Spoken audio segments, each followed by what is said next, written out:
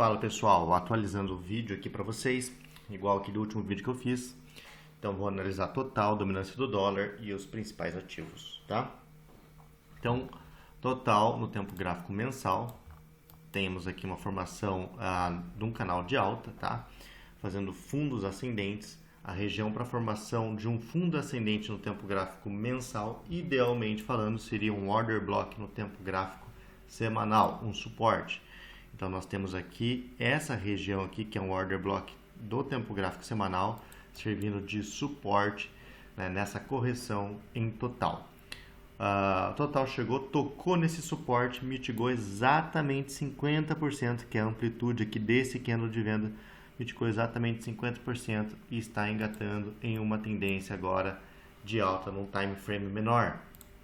Olhando aqui no tempo gráfico de 3 dias, a gente pode estar desenhando aqui um possível, né, ombro, cabeça e ombro aqui, ó. Tá. Ombro, cabeça e ombro, tá? Agora, quem está dentro, não vale a pena se posicionar em long ainda, porque nós estamos aqui numa resistência aqui dessa estrutura aqui, né? Resistência aqui nesse nível, que esse topo aqui, que originou esse fundo, que foi um fundo que quebrou esse fundo anterior. Logo, esse topo é um topo forte, um topo válido, servindo de resistência no momento, tá? O rompimento dessa região aqui marcada, que está mais ou menos aqui em 2,87 trilhões, 2,85 trilhões, o rompimento dessa região é muito favorável para que faça um fundo ascendente versus esse fundo aqui, engatando então numa tendência de alta, fazendo então o fundo ascendente no tempo gráfico mensal. Então, posições de swing trade em Bitcoin, Ethereum, altcoins ficariam mais favoráveis, tá? Olhando aqui o USDT.D, tá? A dominância do dólar no tempo gráfico semanal, nós estávamos aqui numa tendência de baixa, certo? Tivemos aqui praticamente aqui um repique grande, né? Uma correção aqui que chegou a perder esse fundo aqui por pouco e esse repique grande, tá? Nesse momento o ativo sentiu aqui a resistência top fishing, né, que é o último order block aqui de resistência, tá, em USDT.D e está recuando, né? Em um time frame menor, tá? Estamos em região de suporte, que é essa região aqui, tá? Visto que esse daqui foi o fundo, né, mais fundo que originou o topo lá em cima, e agora estamos testando essa região. E assim como o total, né, o ideal aqui é que rompa essa região aqui para fazer então um topo descendente e favorecer posições de swing trade, tá? Analisando Bitcoin rompeu o topo mais forte do tempo gráfico diário, que era esse topo aqui na casa aqui dos 88.500, 88.700. Então esse aqui era o principal topo que servia de resistência para continuar a tendência de queda, né? Se o Bitcoin fosse continuar a tendência de queda, o ideal era que ele sentisse essa região aqui antes do rompimento e voltasse a cair. Mas agora então ele rompeu essa região, fazendo aqui um possível choque no tempo gráfico diário, tá? Então estabelecemos aqui um fundo no tempo gráfico semanal e agora o ativo está subindo no tempo gráfico diário. A maior probabilidade em Bitcoin é fazer fundos ascendentes no tempo gráfico diário até sentir uma resistência do tempo gráfico semanal em Bitcoin, né? Então, olhando aqui no tempo gráfico semanal, vamos buscar por resistências em Bitcoin. Nós temos aqui esse candle aqui, que é o último candle de compra. Ele foi um candle de indecisão de movimento, seguido por um forte movimento de queda. Então, aqui, esse candle é sim uma resistência em Bitcoin, visto que foi ele aqui nessa região que originou forte movimento de queda, que rompeu a liquidez, né, que rompeu esse fundo aqui. Então, esse fundo foi um fundo que originou ainda um topo mais alto que o topo anterior, né? Tinha muito stop loss aqui, perdemos aqui esse fundo e agora estamos voltando. Então, o Bitcoin tem uma resistência que vai desde 93.350 ali mais ou menos, tá? Até 99.500 mais ou menos. Então, essa aqui é a região que o preço do Bitcoin pode sentir, tá? E eu vejo duas possibilidades em Bitcoin no momento, né? Chegar nessa região dar uma estacionada, dar uma descansada, pode até fazer uma correçãozinha e romper para cima. Nessa situação aqui, possivelmente a gente vai ver Bitcoin rompendo o topo histórico e seguindo valorização, tá? E tem uma possibilidade mais bear, né? Que é sentir aqui, desenhar um ombro, cabeça e ombro nessa região e voltar a cair. Se acontecer isso, nós vamos confirmar um topo descendente no tempo gráfico semanal em Bitcoin, seguindo uma queda, e aí poderíamos perder inclusive esse fundo e parar nesse outro order block aqui na casa dos 70 mil dólares mais ou menos, tá? Bom, então por hora não vale a pena shortar, o mercado está forte, vale a pena buscar posições compradas, né? Assim que Bitcoin chegar aqui mais ou menos na metade desse order block, na casa aqui dos 96 mil dólares, um pouquinho antes, é bom ficar atento que o preço pode começar a sentir, né, uma região de parcial de posições de long, muita gente vai se desfazer das posições nessa, ou pelo menos fazer uma parcial nessa região, tá? Ethereum, então Ethereum que é no tempo gráfico semanal, está em suporte bottom fishing, fez um rompimento aqui que já deixou pavio de compra, fechou candles de indecisão nessa região, são candles típicos de fundo, e agora está engatando em uma alta, tá? Então Ethereum está interessante agora para essa região segurar como um fundo em Ethereum.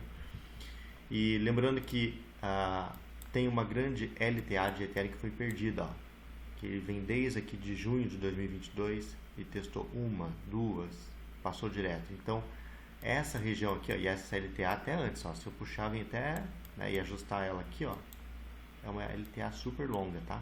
Deixa eu ajustar melhor, mas assim, ó, é uma LTA super longa. Tá? Então essa LTA aqui agora é uma resistência em Ethereum. Então se Ethereum tiver continuidade de alta, muita gente vai querer vender uma boa parcial de suas posições de swing trade nessa LTA aqui nesse momento, né?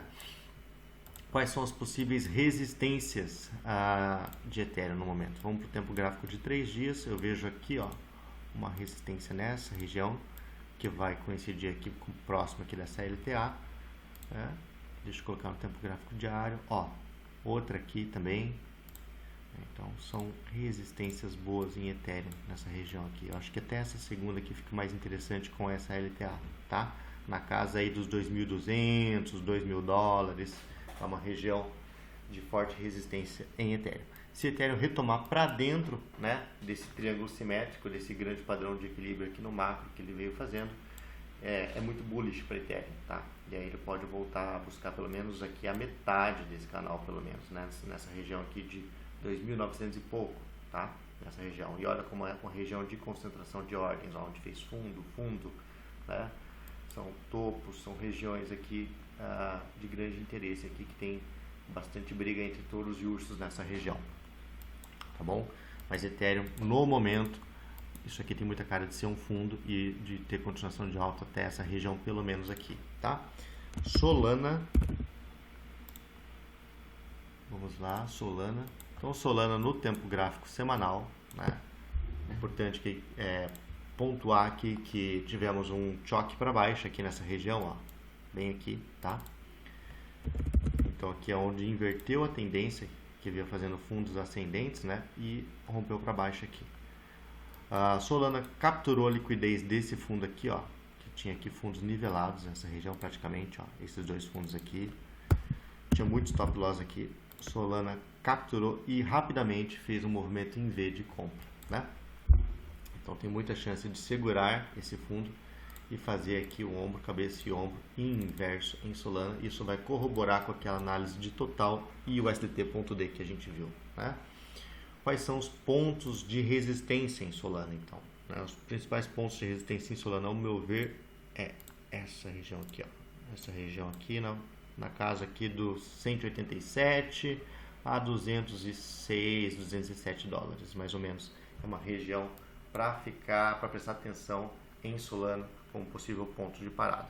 Rompendo essa região aqui, as coisas ficam muito bullish e podem até romper o topo histórico, tá bom? Então, por enquanto, para já, seria legal se posicionar aqui no pullback para dar sequência. E surfando a tendência, então, até essa possível resistência. Agora sim, pessoal, né? O mercado cripto ele gosta de fazer muita pegadinha.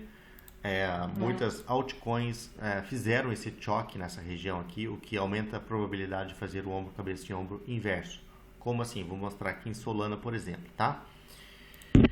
Bom, então nós temos aqui a linha, né, do ombro, cabeça e ombro. Note que o preço não rompeu essa linha, ele fez um fundo, fez um topo, fez um fundo, agora nivelou, tá? Bom, quando isso acontece, né, essa região de topos vira uma piscina de liquidez. Shortados vão colocar os stops acima desse topo duplo, né? E aí o ativo ele pode fazer uma correção e depois ir buscar, né, essa liquidez, esses stop loss nessa região. E aí nós temos uma confirmação então do padrão, né? Porque teve o rompimento dessa região. Algumas altcoins já aconteceu, tá, esse rompimento.